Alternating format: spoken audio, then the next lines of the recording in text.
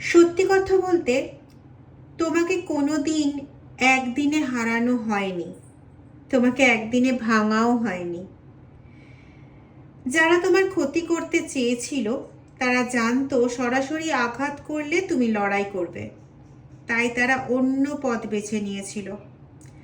প্রতিদিন একটু একটু করে তোমার আত্মবিশ্বাস ভেঙেছে, তোমার সাহস কমেছে, তোমাকে এমনভাবে ভয় দেখিয়েছে বা এমনভাবে নিয়ন্ত্রণ করতে চেয়েছে, তার জন্য প্রয়োজনে এরা যে কোনো কিছুর ব্যবহার করতে পিছু পা হয়নি। তন্ত্র মন্ত্র যন্ত্র সব কিছুরই এটা ব্যবহার করে ফেলেছে, ইনফ্যাক্ট এখনো করছে, সেটাতে পরে আসছি। এরকমটা করার কারণ হচ্ছে তুমি একটা সময় যাতে নিজের থেকেই বিশ্বাস করতে শুরু করো যে আমাকে দিয়ে আর কিছু হবে না। আর সবচেয়ে ভয়ঙ্কর ব্যাপারটা জানো কি, যখন এই খেলাটা চলছিল তখন তুমি বুঝতেই পারোনি যে তোমার চারপাশে ধীরে ধীরে এই অদৃশ্য খাঁচাটা তৈরি হচ্ছে। এটা বোঝানোর জন্য আজ তোমাকে একটা গল্প শোনাবো। শুনতে এটা একটা মাছের গল্প, কিন্তু আসলে কিন্তু এটা কোথাও মাছের গল্প নয়। এটা সেই সব মানুষের গল্প, তোমার আমার গল্প, যাদের জীবনে ধীরে ধীরে নিয়ন্ত্রণ করা হয়েছে, যাদের স্বাধীনতা একদিনে নয় প্রতিদিন একটু একটু করে কেড়ে নেওয়া হয়েছে। আর যদি তুমি মন দিয়ে এই গল্পটা শেষ পর্যন্ত শোনো তাহলে বুঝতে পারবে তুমি যে কেন তোমার জীবনে এত বাধা এসেছিল, কেন কিছু মানুষ তোমাকে সব সময় ছোট করতে চাইতো, আর সবচেয়ে বড় কথা, আজ তুমি যখন আবার ঘুরে দাঁড়াতে শুরু করেছো তখন তারাই কেন সবচেয়ে বেশি ভয় পাচ্ছে। চলো তাহলে গল্পটা বলা যাক। গল্পটা শুরু করার আগে দুটো কথা বলবো। আজকে রিডিংটা টাইমলেস জেনারেল কালেকটিভ রিডিং, তো যতটা তোমার সঙ্গে ম্যাচ করবে ততটা নেবে, বাকিটা প্লিজ অন্যদের জন্য ছেড়ে দিও। তবে আজকে কেন জানি না মনে হচ্ছে আজকের এই রিডিংটা তোমার সঙ্গে 90%-এর ওপর ম্যাচ করবে। প্লিজ আমাকে কমেন্ট সেকশনে জানিও যে এই ভাবনাটা বা এই যে চিন্তাটা মনে এলো সেটা সঠিক না ভুল। আর যারা আমার থেকে পার্সোনাল রিডিং নিতে চাইছো বা হিলিং করাতে চাইছো বা কর্ড কাটিং করাতে চাইছো বা তোমাদের ম্যারেজ রিলেটেড সমস্যার সমাধান করাতে চাইছো বা লাভ রিডিং করাতে চাইছো, তোমার পার্সন তোমার সম্পর্কে কি ভাবছে বা অন্য কোনো ব্যক্তি তোমার সম্পর্কে কি ভাবছে যেটা জেনে তুমি সতর্ক হতে পারো, এরকম ধরনের কোনো রিডিং করাতে চাইছো বা আমার বাত অয়েলের ব্যাপারে জানতে চাইছো বা কোনো প্রোডাক্টের বিষয়ে জানতে চাইছো যেটা তোমাকে প্রোটেকশন দেবে, যেটা তোমার নেগেটিভিটিকে দূরে রাখবে, যেটা তোমাকে অলওয়েজ পজিটিভ রাখবে, তোমার মানিটারি অ্যাবান্ডেন্স দেবে, বা তোমার রাশি অনুযায়ী রিসলেট তৈরি করাতে চাইছো, তাহলে পরে এই নাম্বারে হোয়াটসঅ্যাপ করতে পারো। দেখবে ডেসক্রিপশন বক্সে দুটো নাম্বার দেওয়া আছে, তার মধ্যে এটা একটা 8017358735, আরেকটা নাম্বার হচ্ছে 9062656579। ঠিক আছে, এই দুটো নাম্বারের মধ্যে যে কোনো একটা নাম্বারে হোয়াটসঅ্যাপ করে আমার সঙ্গে যোগাযোগ করতে পারো। যে কোনো বিষয়ক রিডিং, বাস্তু বিষয়ক রিডিং বা অন্য কোনো কাটান ক্রিয়া ইত্যাদির জন্য যোগাযোগ করতে হলে এই দুটো হোয়াটসঅ্যাপ নাম্বারে প্লিজ যোগাযোগ করো। ওকে, কল করো না, আমি ঠিক তোমাদের হোয়াটসঅ্যাপের উত্তর দেব। এবার চলে আসি রিডিংয়ে। গল্পটা এরকম, দেখো একজন জেলে ছিল, তার মাছ ধরার যে ছিপটা ওটা একদিন ভেঙে যায়। তখন সে একটু চিন্তায় পড়লো, তারপর ভাবলো জোর করে মাছ ধরা যদি না যায় তাহলে মাছগুলোর বিশ্বাসটাই আগে অর্জন করতে হবে। ভাবো, তোমার শত্রু কিন্তু তাই ভেবেছে। এখানে কিছু তোমার চারপাশে এমন কিছু পার্সন রয়েছে, হতে পারে তোমার খুব প্রিয় ব্যক্তি, হতে পারে তোমার খুব বিশ্বস্ত বন্ধু, যে পরে তুমি বুঝতে পেরেছো শত্রুতা করছে তোমার সঙ্গে, কিন্তু অনেক পরে বুঝতে পেরেছো। যতক্ষণে তুমি বুঝতে পেরেছো ততক্ষণে তোমার হাত থেকে অনেক কিছু বেরিয়ে গেছে, এবং সে যখনই কোনো কিছু বিষয় ধরা পড়ার একটা সম্মুখীন হতো না, মানে যেহেতু তোমার ইনটিউশন পাওয়ার প্রচণ্ড ভালো। তো ও যতই চেষ্টা করতো সমস্ত কিছু লুকিয়ে যেতে, সমস্ত কিছু লুকিয়ে তোমার বিশ্বাসটাকে অর্জন করতে, তথাপি কোথাও না কোথাও একটা ভুল করে ফেলতো। এবং যখনই ভুল করে ফেলতো তখন পুরো বোকার মতন, কিচ্ছু বুঝতে পারছে না, ভাজা মাছটা উল্টে খেতে জানে না, এরকমভাবে তোমাকে এক্সকিউজ দিতে শুরু করতো। দেখো লোকটাকে, মুখটা দেখো, দেখে মনে হচ্ছে না ভাজা মাছটা উল্টে খেতে জানে না। আমি তো এরকম কোনো কিছু ভেবে করিনি, আমি তো এসব ভাবতেই চাইনি, এসব তুমি কি বলছো, আমি তো নর্মাল করলাম, এরকম ধরনের কথাবার্তা। জানি না আজকে প্রথম থেকেই বড্ড বেশি ইরিটেশন লাগছে। মজা হচ্ছে যখন তোমাকে কুপোকাত করার জন্য একটা অপশনও বাদ দেয়নি, লজ্জা করেনি যখন তোমাকে বসিয়ে রাখতে পারছে না বলে তোমার কোমরে পায়ে যন্ত্রণা করিয়ে মাথা ঘুরিয়ে দিয়ে এমন অবস্থা মানে শয্যাশায়ী অবস্থায় এনে ফেলে দিল, তখন এদের লজ্জা হয়নি? এখন ন্যাকামো হচ্ছে, এখন তোমাকে দেখে ভয় পাচ্ছে। ভয় পাচ্ছে না, এটা আরেকটা এক্সকিউজ। যাই হোক, গল্পতে ফিরি।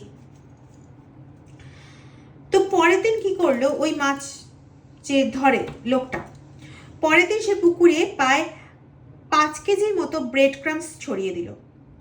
তো ওই ব্রেড ক্রামস খাওয়ার জন্য অসংখ্য মাছ এলো, আনন্দ করে তারা খেলো, আবার নিজের মতন করে সাঁতার কেটে চলে গেল। কোনো জাল ছিল না। দেখো, তোমার জীবনের প্রথম দিকে কোনো ব্যারিয়ার ছিল না, তুমি যা খুশি তাই করতে পারো। তুমি ভেবেছিলে আহা লোকটা বোধহয় কত ভালো, মেয়েটা বা লোকটা কত ভালো, আমাকে কত সাপোর্ট করে, আমাকে কত রেসপেক্ট করে, সব যে ভনিতা ছিল সব তখন বোঝনি, এখন হাড়ে হাড়ে বুঝতে পারছো তো। এই জন্য না সরল বিশ্বাসের কাউকে বিশ্বাস করতে নেই, বিশেষ করে যারা ভক্ত। জানি না, হয়তো হতে পারে যে তোমার এই চরম বিশ্বাসঘাতকতার জন্য রেসপন্সিবল যে যে পার্সনগুলো রয়েছে আজকে তোমার জীবনকে এই মানে এই রকম জায়গায় এনে দাঁড় করিয়েছে, যেখানে তুমি না চলতে পারছো, না ফিরতে পারছো, না কিছু করতে পারছো, শুধু হাহাকার ডিপ্রেশন ছাড়া কোনো কিছু নেই। আর শুধু মনে হচ্ছে যে মহাদেব তুমি এমন কোনো একটা কিছু করো যাতে আমি একটু উঠে দাঁড়াতে পারি, আমি একটু তোমার পুজো করতে পারি, আমি একটু আমার সংসারটাকে একটু হাতে করে যত্ন করতে পারি। আজকে ওই মানুষগুলোকে মনে হচ্ছে না কতটা ঘৃণ্য, কতটা নোংরা।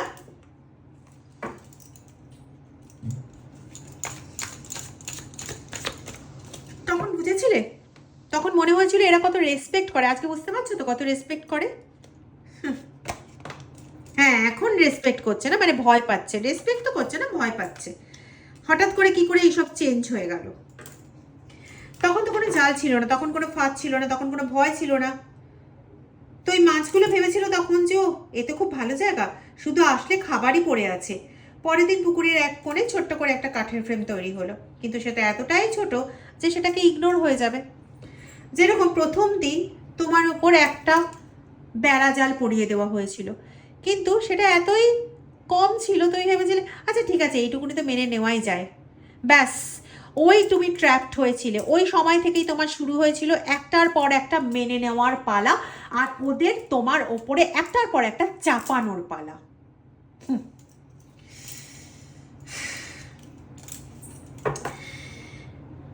তো তুমিও যেমন সেদিকে কোনো গুরুত্ব দাওনি, মাছগুলোও কিন্তু ওই কাঠের ফ্রেমকে দেখে কোনো গুরুত্বই দেয়নি। ওরা আগের মতনই এলো, খেলো, আবার চলে গেল। কিন্তু এখানেই সবচেয়ে বড় ভুলটা হয়ে গেল, কারণ জীবনেও না অনেক মানুষ ঠিক এইভাবেই শুরু করে, যেটা তোমাকে বললাম এই মাত্র। প্রথম দিন তারা তোমার কাছে খুব ছোট্ট একটা অনুরোধ রাখলো, তারপরে তারা একটু সময় চাইলো, তারপরে আরেকটু, তারপরে আরেকটু, তারপরে এইটুকু যদি তুমি করে দাও তাহলে ক্ষতি কি হবে? আজকে যদি তুমি ছেলের কাছে না থেকে আমার কাছে থাকো তাহলে ক্ষতি কি হবে? ন্যাকা। যাই হোক, সরি, সোশ্যাল মিডিয়া আমাকেও কিছু বাইন্ডিংস রেখে কথা বলা উচিত। আসলে পারি না জানো তো, ওই অত রাগ ঢাক করে কথা বলতে পারি না, এটাই হচ্ছে আমার সমস্যা। কিছুদিন আগে তোমাদের মধ্যে কোনো একজন আমাকে বলেছিলেন, কোনো হবে কোনো দিদি বা দাদা, আমি অতটা বুঝতে পারিনি, তিনি আমাকে বলেছিলেন যে দিদি আপনিও যদি এক একটা করে হিলিং সেশন দেন অনলাইনে লাইভে, তো ভালো হয়। আমি তখন মনে মনে একটা কথা ভেবেছিলাম যে লাইভে হিলিং সেশন দেব, মানে ওখানে আমি কারোর পার্টিকুলার নামে করছি না, আমি হিলিং সেশন দেবো লাইভে। মানে আমি যদি সবাইকে বলে রাখি যে তোমরা এই এই জিনিসগুলো তোমাদের কালেকশনে রাখবে এবং আমার সাথে সাথে এগুলো করবে, তাহলে তোমাদের দিয়ে আমি হিলিংটা করিয়ে নিলাম, সেটা আমি আনবো। আমার ওটা একটা ইচ্ছেও আছে, আমি একটা জুম সেশন করব, সেখানে তোমাদের দিয়েই আমি তোমাদের হিলিং করাবো, সেটা করব। কিন্তু সেটা একরকম, কিন্তু আমি এখানে জিনিসপত্র ব্যবহার করে হিলিং করব, সেখানে কারোর নাম নেই, ধাম নেই, কোনো কিছু নেই। আমি যখন কারোর কর্ড কাটিং করি বা কারোর স্পেল ওয়ার্ক করি বা কারোর কাটান কাজ করি, তখন তার বেশ কিছু জিনিসটা আমার দরকার পড়ে। আমি এখানে কমন ওয়েতে তোমাদের এনার্জি নিয়ে কি করে হিলিং করাবো, সেদিন আমার এটা মনে হয়েছিল, কিন্তু আমি বোঝাতে পারবো না বলে আমি কিছু বলিনি। আজকে আমাকে অন্য একজন বলছে, হ্যাঁ দিদি সেদিন আপনি ঠিক বলেছিলেন, আজকে ওই দিদিও এই কথা বলছে, আমি জানি না কোন দিদির কথা বলছে, কিন্তু তিনি নাকি বলেছেন যে আমি যদি ভাত রান্না করে খাই তাহলে কি তোমাদের পেট ভরবে? ব্যাপারটা তো তাই। আমি একটা কমন, এই রিডিংটা আমি নিতে পারি, কারণ এই রিডিংটার জন্য আমাকে ইনটিউশন নিতে হয়। আমি একটা কমন ইনটিউশন নিচ্ছি তোমাদের সকলের জন্য, এবং সেখানে তোমাদের কারোর সঙ্গে অনেক বেশি ম্যাচ করছে, কারোর সঙ্গে হয়তো 80% ম্যাচ করছে, 90% ম্যাচ করছে, কারণ সেটা মহাদেব জানিয়ে দিচ্ছেন। কিন্তু তোমার পার্টিকুলার কর্ড কাটিং আমি কি করে করব? তো এখানে না ব্যাপারটা অনেকটা এরকম যে তোমাকে যদি ট্র্যাপ করতে না পারে, তাহলে তোমার পার্টিকুলার ক্ষতিটাও সে করতে পারবে না। উপকারটা চাইলে পরে করতে পারতো, কিন্তু এদের তো মেন্টালিটি এরকম নয় যে কারোর উপকার করবে, কারোর উপকার করতে গেলে পরে এদের প্রাণ ফেটে যাবে। নিজেদের উপকারের মানে যে ওদের চাহিদা, সেটাই পূর্ণ হয় না, এরা আবার অন্য কারোর উপকার কি করবে? হে, আগে নিজেদেরই পূর্ণ হোক, তারপরে তো। যাই হোক, তো তোমাকে কি বলা হলো, এইটুকু করলে কি এমন ক্ষতি হয়ে যাবে, তুমি এটা করে দাও। আর আমরা সেটাকে ভালোবাসা ভেবে, বিশ্বাস ভেবে, বা সম্পর্কটা বাঁচাতে হবে সেটা ভেবে, বা না খারাপ পাবে সেটা ভেবে, যে আমি যদি মুখের ওপর না করে দিই সে খারাপ পাবে, তার কষ্ট হবে, আর তার কষ্ট হলে তো মানে আমারই ছাতি ফেটে যাবে, এরকম একটা ব্যাপার। তো হাসি মুখে সমস্ত কিছুটা মেনে নিই, কিন্তু বুঝতেই পারি না যে সেই ছোট্ট কাঠের ফ্রেমটা আসলে একটা বড় খাঁচার শুরুয়াত মাত্র, যেটা অলরেডি করেও ফেললো, আর আমরা সেই ট্র্যাকটাতে পাও দিয়ে ফেললাম। তোমার সঙ্গেও ঠিক এই কাণ্ডটাই হয়েছে। এরপর কি হলো, দিন যেতে লাগলো, আর সেই ছোট্ট কাঠের ফ্রেমটাও প্রতিদিন একটু একটু করে বড় হতে লাগলো। প্রথমে কেউ গুরুত্ব দিল না, তারপর সবাই অভ্যস্ত হয়ে গেল, তারপর এক সময় এই অভ্যাসটাই সত্যি হয়ে গেল। মাছগুলো বুঝতেই পারলো না যে তাদের চারপাশের পৃথিবীটা প্রত্যেকদিন একটু একটু একটু একটু করে ছোট হয়ে যাচ্ছে। জীবনেও না ঠিক এভাবেই হয়।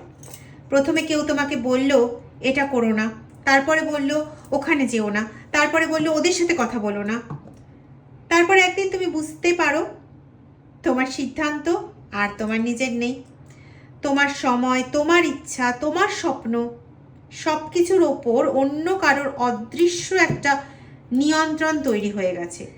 আর সবচেয়ে কষ্টের বিষয়টা কি জানো তো, যে মানুষটা তোমাকে আটকে রাখছে সে কখনো প্রথম দিন নিজের আসল রূপটা দেখায় না, দেখায়নি। সে প্রথমে তোমাকে নিরাপত্তার অনুভূতি দিয়েছে, তোমার বিশ্বাস নিয়েছে, তোমার বিশ্বাসকে জয় করেছে, তারপর ধীরে ধীরে তোমার ডানাটাকে একটু একটু করে কেটেছে। এবং এই করতে করতে এমন একটা সময় আসে যখন তুমি নিজেই বিশ্বাস করতে শুরু করো যে আমি আর উঠতে পারবো না। কিন্তু সত্যিটা কি জানো, তোমার ডানা কোনোদিন ভাঙেইনি, শুধু তোমাকে বরাবর বিশ্বাস করানো হয়েছে যে তুমি উঠতে ভুলে গেছো। আর এই বিশ্বাসটাই ছিল তোমার বিরুদ্ধে ষড়যন্ত্র করা সবচেয়ে বড় ফাঁদ। যেদিন তুমি শারীরিক যন্ত্রণা হচ্ছিল, কষ্ট হচ্ছিল, জ্বর আসছিল, আমার কাছে এরকম একটা অনুভূতি আসছে, একটা মেসেজ আসছে যে নর্মাল জ্বর হয়েছিল, তোমার কষ্ট হচ্ছিল, দুর্বল ছিলে, তবুও তুমি উঠে গিয়ে তোমার কাজ করতে চেয়েছিলে যেটাতে তুমি সবচেয়ে বেশি আনন্দ পাও। কারোর ক্ষেত্রে সেটা পুজো করা, কারোর ক্ষেত্রে সেটা ছবি আঁকার চেষ্টা করা, কারোর ক্ষেত্রে জানলার কাছে গিয়ে আকাশকে দেখা, এরকম পাচ্ছি। তোমাদের ভিন্ন ভিন্ন রকম আস্বাদ পাচ্ছি এখানে। তো সেই জায়গাটাকেই কোথাও তখন যে তুমি উঠতে পেরেছিলে সেটা কারোর পছন্দ হয়নি। সে কি করেছিল, তৎক্ষণাৎ কোনো ঠাকুর বাড়ি বা কোনো তান্ত্রিকের সঙ্গে কন্ট্যাক্ট করে তোমাকে সেই সময় শুইয়ে দেওয়ার প্ল্যানিং হয়েছিল। এবং যেহেতু তুমি সেই সময় এমনিতেই দুর্বল ছিলে, তাই তোমার ওপর আঘাত করাটা তখন অনেক সোজা হয়ে গেছিল। আর সেই আঘাতটাকে তুমি এতটাই ভয় পেয়ে গেছিলে প্রথমে যে তুমি সেটাকে সত্য বলে আর কখনো উঠে দাঁড়ানোর চেষ্টাটা করছিলে না। তার সঙ্গে সঙ্গে তো কানে কন্ত্রণা ছিলই, এবং ওটা একদিনের করা কাজ নয়, দীর্ঘদিন এইভাবে তোমার ওপর কাজ করে যাওয়া হয়েছে। তো এই করতে করতে না একদিন খাঁচাটা পুরোপুরি বন্ধ হয়ে গেল, শুধু ছোট্ট একটা রাস্তা খোলা ছিল। কিন্তু ততদিনে মাছগুলো এতটাই অভ্যস্ত হয়ে গেছিল যে তারা আর বাইরে বেরিয়ে যাওয়ার কথা ভাবলই না। তখন তাদের চোখে শুধু খাবার আর খাবার ছিল। তারা বুঝতেই পারল না যে যে স্বাধীনতার দাম তারা অনেক আগেই দিয়ে ফেলেছে, আর ঠিক সেই মুহূর্তেই শেষ পথটাও তাদের বন্ধ হয়ে গেল। এই একটা প্রশ্ন করি এখন, এই গল্পটা কি শুধু মাছের, নাকি কোনো এক সময় তোমার জীবনেও এমনটাই ঘটেছিল? এই যে একটু আগে বলছিলাম কথাগুলো, এগুলো সত্যি না তোমার জীবনে? কেউ ধীরে ধীরে তোমার আত্মবিশ্বাসটা কেড়ে নিয়েছিল? কেউ কি তোমাকে বিশ্বাস করিয়েছিল যে তুমি একা কিছু করতে পারবে? না, ঠিক তার উল্টোটা, তুমি একা কিছুই করতে পারবে না, এই বিশ্বাসটাই তোমাকে বারবার করানো হয়েছে। প্রথমে তন্ত্রক্রিয়া করে তোমাকে নাড়িয়ে দেওয়া হয়েছে, তারপরে তোমার কানে মন্ত্রণা দিয়ে এই বিশ্বাসটা তোমাকে করানো হয়েছে যে তুমি নিজের সিদ্ধান্ত নেওয়ার ক্ষমতাটাই না হারিয়ে ফেলেছিলে। কিন্তু আজ না ছবিটা বদলে গেছে। আজ তুমি আর সেই মানুষটা নও। আজ তুমি বুঝে গেছো যে ফাঁদ কখনোই একদিনে তৈরি হয় না, তাই মুক্তিও যে একদিনে আসে না, এটা তোমার কাছে একদম সত্যি, এবং এটা অনেক চেষ্টার ফলে এটাকে জয় করতে হয়।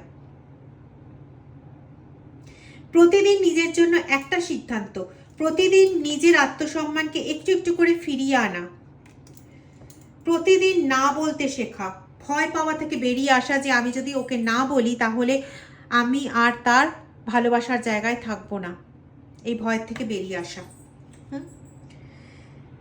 এভাবেই মানুষ না আবার নিজের জীবন ফিরে পায়। আর জানো সবচেয়ে মজার ব্যাপারটা কি? যারা একদিন তোমাকে ভয় দেখিয়ে আটকে রেখেছিল, আজ তারাই তোমার এই পরিবর্তন দেখে বড্ড অস্বস্তিতে, বলতে পারি তারাই ভয়ে ভীত। কারণ তারা ভাবেইনি কখনো যে তুমি আবার ঘুরে দাঁড়াতে পারো, তুমি আবার উঠে দাঁড়াতে পারো। তারা কখনো ভাবেইনি যে তুমি আবার নিজের মূল্য বুঝতে পারো। তারা কখনো এটা ভাবেইনি যে যে মানুষটাকে তারা ছোট করে রেখেছিল একদিন সেই মানুষটাই মাথা উঁচু করে নিজের পথ তৈরি করবে। মনে রেখো, তোমার জীবনের সবচেয়ে বড় প্রতিশোধ কারোর ক্ষতি করা না, সেটা তুমি নিজেও ভালো করে জানো। শুধুমাত্র যে চক্রব্যূহের মধ্যে তোমাকে আটকে দেওয়া হয়েছে সেখান থেকে বেরিয়ে আসা।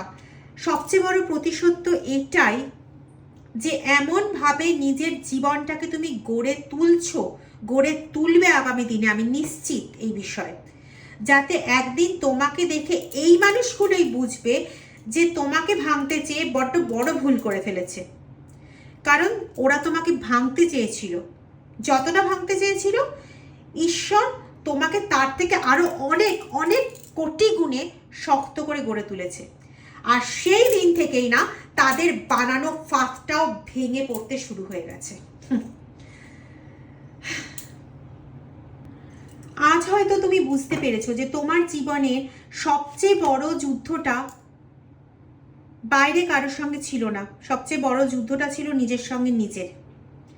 তোমার নিজের ভেতরেই সেই ভয়টার সঙ্গে, সেই অ্যাংজাইটির সঙ্গে, যে ভয়টা তোমাকে বারবার বলতো তুই পারবি না, যে ভয়টা তোমাকে বলতো তোর জন্য ভালো কিছু লেখা নেই, আর আজ সেই ভয়টার চোখে চোখ রেখে তুমি দাঁড়িয়ে গেছো।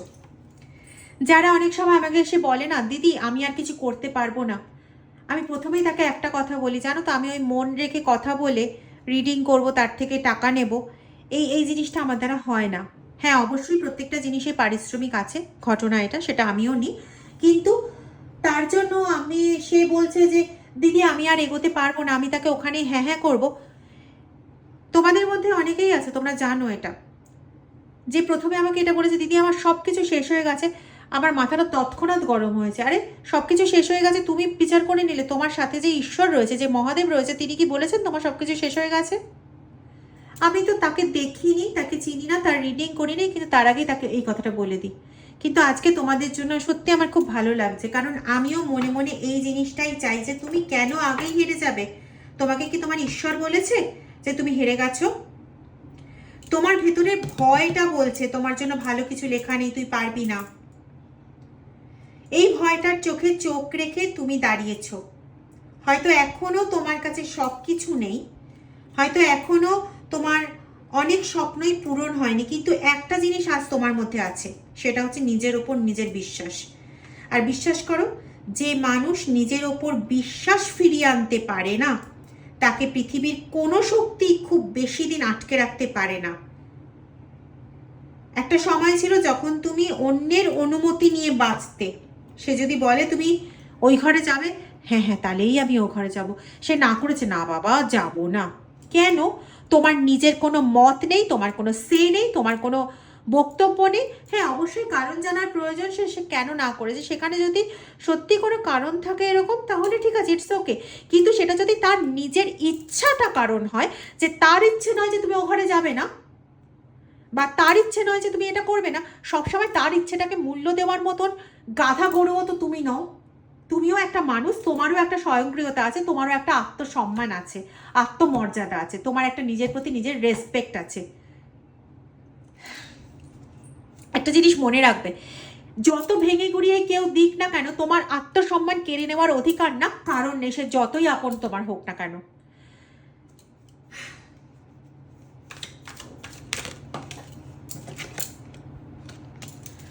আজ তুমি সেই সমস্ত জায়গাগুলোকে ফিক্স করছো। অন্যের কথায় নিজের মূল্য ঠিক করতে গিয়ে, অন্যের আচরণ দেখে নিজের ভবিষ্যৎ নিয়ে সন্দেহ করতে করতে তুমি কত নিচে চলে গেছিলে, কত দুর্বল হয়ে গেছিলে, কিন্তু আজ তুমি বদলে গেছো। আজ তুমি জানো তোমার মূল্য কেউ নির্ধারণ করতে পারবে না, পারে না। তোমার পথও কেউ ঠিক করে দিতে পারবে না। যারা একদিন তোমার চারপাশে একটা অদৃশ্য খাঁচা তৈরি করেছিল, তারা হয়তো আজও ওই একই জায়গাতে দাঁড়িয়ে আছে, কিন্তু তুমি কিন্তু আর সেই জায়গাতে দাঁড়িয়ে নেই। তুমি অনেকটা পথ এগিয়ে গেছো। আর আমি একটা কথা খুব দৃঢ়ভাবে আজকে অনুভব করছি, হয়তো আজ তোমার এই পথ চলাটা খুব ছোট্ট মনে হতে পারে, কিন্তু আগামী দিনে এই পথ তোমাকে এমন একটা জায়গায় নিয়ে যাবে, যেখানে মানুষ তোমাকে দেখে শুধু বলবে না, তারা মনে প্রাণে স্বীকার করে ওই কথাটা মনের অনুভূতি থেকে বলবে যে হ্যাঁ, এ সফল হয়েছে। তারা বলবে যে এই মানুষটা হার মানেনি। আর এই কথাটাই না যে কোনো সাফল্যের থেকে অনেক বড়, কারণ যে মানুষ ভেঙে পড়েও আবার নিজেকে নতুন করে গড়ে তোলে, ঈশ্বর তার জন্য এমন একটা দরজা খুলে দেয় না, যেটা কেউ জীবনে কস্মিনকালেও বন্ধ করতে পারে না। হয়তো আজ তুমি এখনো পুরো গন্তব্যে পৌঁছওনি, কিন্তু আমি অনুভব করছি তোমার জীবনের সবচেয়ে বড় অন্ধকার অধ্যায়টা ধীরে ধীরে শেষ হচ্ছে, আর একটা নতুন অধ্যায় আসছে, খুব ধীরে ধীরে, খুব নীরবে। ইতিমধ্যেই শুরু হয়ে গেছে সেটা। মনে রেখো, যারা তোমার জন্য ফাঁদ তৈরি করেছিল না, তারা তোমার শেষ লিখতে চেয়েছিল, কিন্তু তোমার ডিভাইন, তোমার ঈশ্বর তোমার জন্য সেই শেষটা লেখেনি। তিনি তোমার জন্য নতুন কিছু একটা শুরু লিখেছেন, আর সেই শুরুর সাক্ষী খুব শীঘ্র, খুব তাড়াতাড়ি শুধু তুমি নও, পৃথিবীর অনেক মানুষ হবে, অনেক মানুষ হবে। তুমি বেঁচে ওঠো, জেগে ওঠো একবার, নিজের সম্মানে, নিজের আত্মসম্মানে নিজের পায়ে একবার দাঁড়াও। হর হর মহাদেব। যদি ভিডিওটা ভালো লেগে থাকে তাহলে প্লিজ ভিডিওটা একটু লাইক করো, শেয়ার করে দিও সকলের মাঝে। প্লিজ জেগে ওঠো, তোমাকে কেউ হারাতে পারবে না, কেউ না।